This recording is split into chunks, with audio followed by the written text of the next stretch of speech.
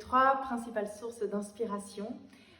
BKS Iyengar, le grand BKS Iyengar, Amma et le Reiki. Donc BKS Iyengar était un grand enseignant yogi qui nous a laissé une méthode principalement basée sur l'alignement, la précision, l'intelligence de la séquence des postures et une certaine forme de rigueur également. C'est tout de suite une méthode avec laquelle j'ai flashé et qui m'a permis d'accéder aux couches profondes de mon être. La grande Amma, c'est une sage hindoue qui parcourt le monde pour offrir le darshan. Le darshan est une forme de bénédiction où elle prend les personnes dans ses bras. Et j'aime aller chaque année à sa rencontre. J'en ressors vraiment grandi, baignée de cette énergie d'amour. Ensuite, le Reiki. Le Reiki est une technique énergétique par apposition des mains qui permet de se donner ou d'offrir toute l'énergie dont on a besoin pour mener à son bien-être, à son mieux-être. Et c'est une technique qui me nourrit énormément et dont je suis praticienne et enseignante également. Le secret pour garder la forme, sans doute le khichdi en est un. Le khichdi est un plat indien à base de riz et de lentilles. La combinaison des deux apporte beaucoup de protéines. Et voilà, surtout les épices me permettent de replonger en Inde à chaque fois que j'en ai l'envie, le besoin.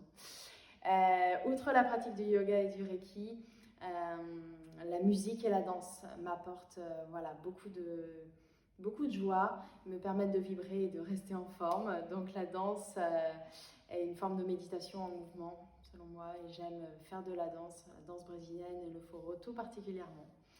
La musique, ça peut être l'écoute de beaucoup de formes de musique, et en musique indienne, le chant des mantras, tout ce qui est rattaché à la pratique du yoga, la pratique des kirtans où on chante les mantras tous ensemble, et tout particulièrement l'harmonium. J'aime cet instrument qui vibre et dont j'aime jouer également. Alors après avoir découvert le yoga il y a une dizaine d'années, qui s'est tout de suite imposé comme une merveille. J'ai pris mon premier cours de yoga, je suis rentrée, j'ai trouvé le trajet absolument formidable en métro. Il était clair ensuite dans un coin de ma tête que partager, enseigner cette technique, cette pratique était une évidence. J'ai petit à petit reçu énormément de la pratique du yoga en termes de bien-être physique, psychologique, mental, émotionnel. Tout ceci qui en harmonie, selon moi, nous conduit à la joie, nous permet de ressentir, de vivre cette joie contenue en nous, en chacun de nous. Et le partager aujourd'hui, partager toute cette énergie que je reçois, une forme déjà de grande source de bonheur, mais une évidence, fait vraiment partie de ma vie de pratiquante de yoga.